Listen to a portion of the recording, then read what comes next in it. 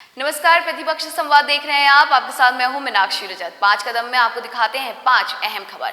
सबसे पहले खबर उत्तराखंड के रामपुर से है, जहां कुछ किसानों ने जिलाध्यक्ष अभय गुप्ता से मुलाकात कर जमीन के मालिकाना हक से संबंधित ज्ञापन उनको सौंपा है। आपको बता दें कि किसानों का कहना है कि 1947 के बंटवारे के बाद वो पाकिस्तान से आकर के यहाँ रह रहे हैं और उस जमीन पर लगातार खेती करते आ रहे हैं, लेकिन अभी तक उनको मालिकाना हक नहीं मिला है। किसानों ने बताया कि इस तरह के रामपुर जिले में कई गांव हैं, जिसमें पदमपुर, कुंवरपुर समेत कई गांव शामिल हैं। ये गांव तहसील स्वार, विकासखंड स्वार के अंतर्गत आते हैं। सरकार द्वारा कई बार किसानों की जमीन का सर्वे और पैमाइश कराई गई और कई गांवों को राजस्व ग्राम भी घोषित कर दिया गया, मगर उसके बाद भी देश की आज़ादी से लेकर अभी तक किसानों को अपनी जमीन का मालिकाना हक नहीं मिला है, जिसके लिए किसान काफी परेशान हैं। किसानों ने बताया कि जमीन की खतौनी खसरा न होने के कारण वो अपनी फसल सही दाम पर नहीं दे सकते और न ही उन्हें किसी तरह का सरकार द्वारा किसान के लिए चलाई जा रही योजनाओं का लाभ मिल रहा है। किसानों को अपने खेत में फसल उगाने के लिए मजबूरन बिचौलियों से धन लेकर खेती करनी पड़ती है और बिचौलियों को ही उनके मन मुताबिक रेट पर अपनी फसल बेचनी पड़ती है, जिस वजह से किसान काफी परेशान हैं। किसानों ने कहा कि एक तरफ तो देश के प्रधानमंत्री किसानों की आय दोगुनी करने की बात करते हैं। एक्चुअली पिछले साल जुलाई में मुख्यमंत्री जी की हमने कार्रवाई के लिए आदेश लेटर भेजा था। मुख्यमंत्री के आदेश पर कुछ कार्रवाई हुई थी, जिसमें हमारे कुछ कागज़ वगैरह जमा हुए थे और खतौनी हमें मिलने की प्रक्रिया स्टार्ट हुई थी, लेकिन सारा कुछ जमा करने के बाद भी तहसील स्तर से कोई कार्रवाई आगे नहीं बढ़ी है। इसी के लिए हम जिलाध्यक्ष जी से मिले हैं और हमने एक लेटर दिया है और इस पर मुख्य अध्यक्ष जी ने आश्वासन दिया है कि मुख्यमंत्री जी से बात करके इस मामले को जल्दी से जल्दी सॉल्व कराएंगे। मामला क्या है आपका? मामला ये, हमारे पूर्वज पाकिस्तान से आए थे और हमारी ज़मीनें अभी तक रजिस्ट्री नहीं हुई है। मालिकाना हक नहीं मिला है। देखिए, आज कुछ किसानों ने आपको ज्ञापन दिया है, क्या मामला है पूरा, क्या समस्या है? देखिए, ये 1947 से विस्थापित ग्राम थे। पदमपुर मिलाकर लगभग 15 गांव हैं, जिसमें ये किसान लोग हैं जिनकी भूमि का इनके नाम नहीं चढ़ी है, आवंटन नहीं हुआ है और जिस वजह से इनको बहुत बड़ी परेशानी है, क्योंकि उनकी खसरा में, खतौनी में जब इनके नाम होंगे तो इनकी गेहूँ तोल में दिक्कत नहीं होगी, धान तोल में दिक्कत नहीं होगी, बाकी जो भी फसल ये उगाते हैं तो उसका अच्छा दाम, जो सरकारी दाम है, ये वाजिब दाम उनको नहीं मिल पाता है और ये एक बड़ी। और दूसरी तरफ आज़ादी से लेकर अब तक लगातार किसान अपनी ज़मीनों का मालिकाना हक की मांग कर रहे हैं, मगर सरकार उनकी नहीं सुन रही है। गुरुवार को जिलाध्यक्ष अभय गुप्ता ने किसानों को आश्वासन दिलाया कि मैं जल्द ही इस समस्या को लेकर मुख्यमंत्री या संबंधित मंत्री के सामने जाकर आपकी समस्याएं रखूंगा और जल्द इस समस्या का समाधान करवाया जाएगा। उत्तर प्रदेश में लगातार मिलावटी शराब पीने की वजह से कई बार लोगों की तबीयत अचानक बिगड़ जाती है। इतना ही नहीं, लोगों को मौत का सामना भी करना पड़ता है। आपको बता दें कि स्पष्ट गाइडलाइन नहीं होने की वजह से ऐसे लोगों का इलाज CHC में नहीं हो पाता है, जिसकी वजह से उन्हें जिला अस्पताल में रेफर किया जाता है। लेकिन अब नई गाइडलाइन के तहत ऐसे लोगों का इलाज CHC में ही किया जाना संभव हो पाएगा। जहरीली शराब पीने से बीमार होने वालों को तत्काल इलाज देने की तैयारी है। ये व्यवस्था सामुदायिक स्वास्थ्य केंद्रों पर ही होगी।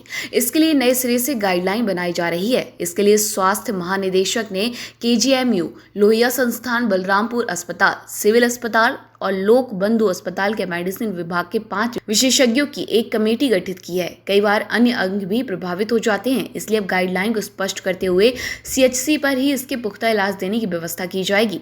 इसके लिए खास संसाधन और दवाएं उपलब्ध कराई जाएंगी। गाइडलाइन में इसकी स्पष्ट जानकारी होगी कि किस स्टेज में कौन सी दवा देनी है और कब उसे चिकित्सा संस्थानों में रेफर किया जाना है।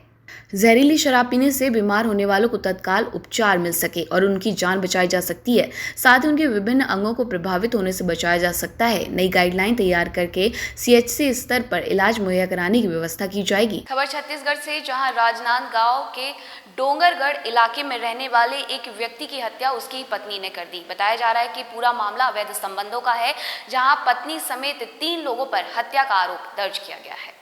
अमर खेलकर 7 जून को अपने घर से गायब हो गया था।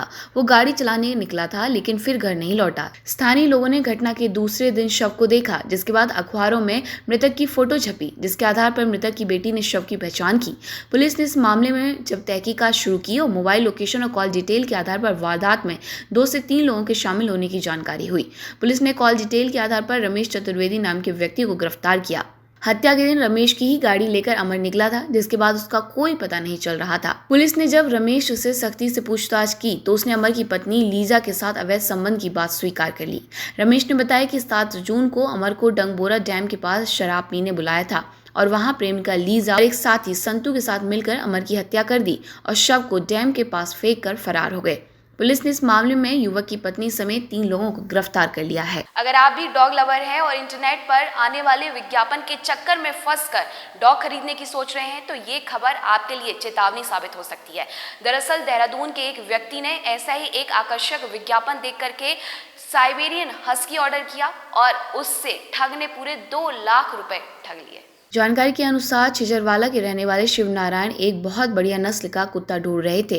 वो एक उम्दा प्रजाति साइबेरियन हस्की को खरीदने के इच्छुक थे, इसलिए इधर उधर विज्ञापनों को देख रहे थे। इस बीच उन्होंने इंटरनेट पर एक विज्ञापन देखा जिसमें साइबेरियन हस्की बेचने की बात कही जा रही थी। उन्होंने बताया कि विज्ञापन दाता से उन्होंने इसके बाद संपर्क साधा। उस व्यक्ति ने शिवनारायण से इसके लिए 5,000 एडवांस मांगे, जिसे बिना कोई शक किए उन्होंने इस अनजान व्यक्ति को भेज दिया।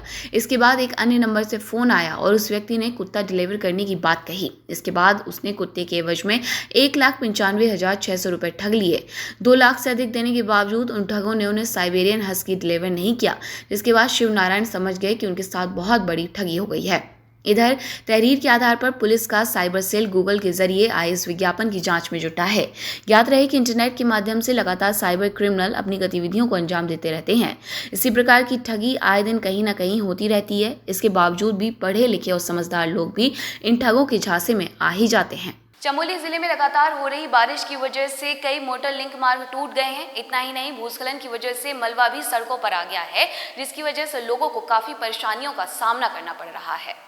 चमोली जिले के घाट क्षेत्र में प्रधानमंत्री ग्राम सड़क योजना से निर्मित कांडई खुनाड़ा मोटर मार्ग बीते 2 हफ्तों से करतीगाड़ गधेरे के पास सड़क टूटने से बंद चल रहा है। यहाँ से पैदल आवाजाही भी लोग जान जोखिम में डालकर कर रहे हैं। ग्रामीणों का कहना है कि कई बार विभागीय अधिकारियों से सड़क खोलने के लिए कहा गया, लेकिन विभागीय अधिकारी जनता की समस्याओं की ओर कोई ध्यान नहीं दे रहे।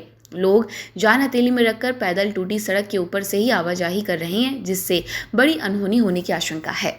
प्रधानमंत्री ग्राम सड़क योजना कर्णप्रयाग के EBN गोदियाल का कहना है कि बरसात के मौसम में बंद सड़कों को खोलने के लिए JCB मशीनों के लिए टेंडर आमंत्रित करने के बाद अब मशीनों का अधिग्रहण कर दिया गया है। जिले में जहां जहां सड़कें बंद हैं उन साइटों पर JCB मशीनें सड़कों को खोलने के लिए भेजी जा रही हैं। कांडाई खुनाड़ा मोटर मार्ग पर सड़क का बड़ा हिस्सा बह गया है। फिलहाल लोगों के पैदल चलने के लिए सड़क बनाई जाएगी। वाहनों की आवाजाही के लिए सड़क ठीक करने में अभी समय लगेगा। फिलहाल मेरे साथ इतना ही। देखते रहिए प्रतिपक्ष संवाद। नमस्कार।